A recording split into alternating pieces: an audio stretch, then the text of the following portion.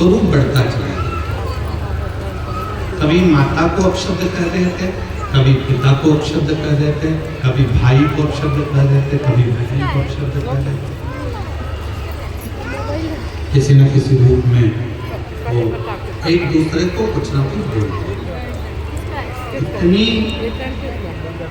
इतनी उद्दंडता बाबा शनि महाराज जी कर देते थे, माता पिता से ऐसा ऐसा कर देते थे कि माता पिता के हृदय में भी कुछ नहीं होता।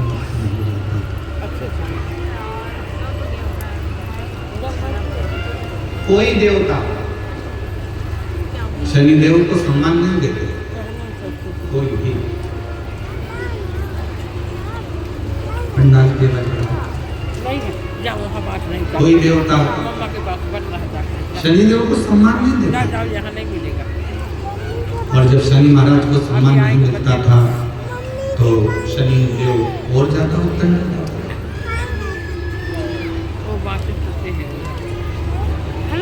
अब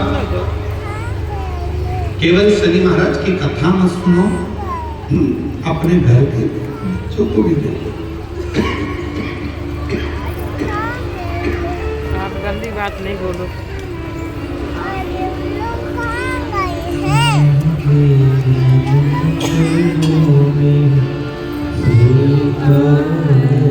देखो गाना गा रहे हैं, ताली बजाओ।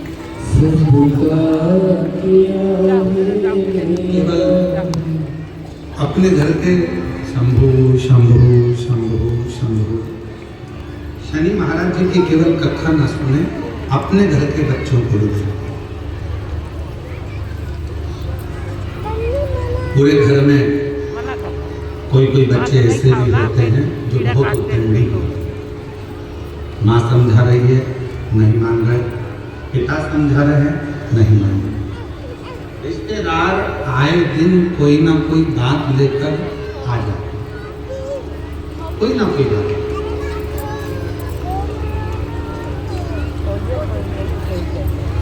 कोई ना कोई खबर लेकर रिश्तेदार आ जाते। अब उस बच्चे पे एक समय ऐसा आता है, ना माँ ध्यान देती है, ना पिता ध्यान देते हैं, ना कोई रिश्तेदार ध्यान देता है। सबको मालूम है कि ये उद्दंडी है, उस पर लोग ध्यान देना बंद कर। पर शिव महापुराण की कथा कहती है, जो बच्चे ज्यादा उद्दंडी होते चले जाते हैं, नहीं सुन रहे, नहीं मान रहे, तो निवेदन है उनको हाथ से छोड़ो मत, उन पर ध्यान देना छोड़ो मत, बल्कि उन पर ज्यादा ध्यान दो। और होता है, हमने कई स्कूलों में देखा है, जो अच्छे पढ़ने वाले बच्चे होते हैं, अच्छे पढ़ने वाले बच्चे होते हैं, बहुत विद्वान बच्चे होते हैं, तो उनको सबसे आगे वाली रो में रखते हैं। बोलो बोलो, सही है कि गलत है? सही है, सही है, सही है। आप देखिए बड़े बड़े स्कूलों में, प्राइवेट स्कूलों में, अन्य स्कूलों में, जो बच्चे पढ़ने में सबसे ज्यादा होशियार हैं, उनको सबसे आगे की लाइन में रखा जाता है। फिर उससे जो पढ़ने में थोड़े कमजोर हैं, उनको पीछे की लाइन में रखते हैं। फिर उससे भी ज़्यादा जो पढ़ने में कमजोर है, उसको तीसरी लाइन में रखते हैं। फिर उससे भी ज़्यादा जो कमजोर है, उसको लास्ट आखिरी की लाइन में रखते हैं। बोलो जम कैसा ही है कि गलत है? पर होना क्या चाहिए? जो पढ़ने में होशियार है, पहले से उसमें बुद्धि अच्छी है, तो उसको तुम्हारे ध्यान केंद्रित करने की जरूरत ही नहीं है।